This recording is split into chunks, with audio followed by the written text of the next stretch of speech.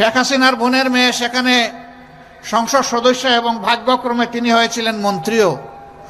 এখন তিনি দুর্নীতির দায়ে সেখানে দুর্নীতি দমন কমিশন তাকে জিজ্ঞাসাবাদ করছে। এটা বাংলাদেশ এবং জাতির জন্য লজ্জা। আমাদের লজ্জা হলে কি হবে? ওদের কোনো লজ্জা নেই। ওদের কাছে সম্পদ এবং টাকাই বড় কথা। অথচ তারা বলতেন মা হারিয়েছি, বাপ হারিয়েছি, ভাই হারিয়েছি, সব হারিয়েছি, এদেশে আমার পাওয়ার কিছু নাই, আমার কলিজা, আমার হৃদয় বাংলাদেশের জন্য। কথা খুব সুন্দর, কিন্তু তিনি ছাড়া তার পরিবারের জীবিত কোনো সদস্য বাংলাদেশে থাকতেন না। তার ছেলে, তার বোনের মেয়ে এবং ছেলে, তাদের জন্য বাংলাদেশের কোনো ছেলে এবং মেয়ে তাদের পছন্দ হয় নাই। দুইজন বিয়ে করেছে, দুইজন খ্রিস্টান মেয়ে, একজন বিয়ে করেছে একটা ইহুদি ছেলেকে। কোনো অসুবিধা নাই, তারাও মানুষ। তো বাংলাদেশকে এত ভালোবাসেন, দুই একটা মেয়ে ছেলে এখানে ভালোবাসতে পারলেন না। এই তাদের ভালোবাসার নমুনা। বাংলাদেশ ছিল তাদের ইনকাম সোর্সের জায়গা, আর তাদের কলিজা ছিল বিশ্বের অন্য জায়গায়।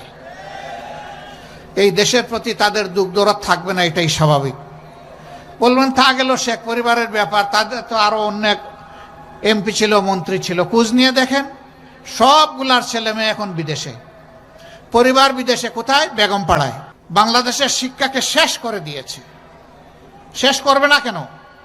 তাদের কোনো সন্তান তো এই দেশে লেখাপড়া করে না। কাজেই এই দেশের শিক্ষা এবং শিক্ষা প্রতিষ্ঠানের প্রতি তাদের দরদ থাকার কোনো প্রশ্নই ওঠে না। তিলে তিলে এই দেশের শিক্ষাকে ধ্বংস করে জাতির মেরুদণ্ডটা ধ্বংস করে ফেলেছে। এরপরে কষ্ট করে গরিবের সন্তানেরা এই দেশে থাকে, যেটুকু পারে নিজের মেধা দিয়ে সংগ্রাম করে একটু ভালো রেজাল্ট করে, কিন্তু রেজাল্ট করার পরে তার কাঙ্ক্ষিত আর কোনো চাকরি জুটে না, ছেলেরও জুটে না, মেয়েরও জুটে না। কৌটার জালে বন্দি। কোনো দেশে দুনিয়ায় এর নিয়ম নাই। শতকরা 56 জন চলে যাবে কৌটায়, 44 জন যাবে মেধায়। সেই মেধায় হিসাব করা হবে কোনটা কোনটা আমাদের দলের।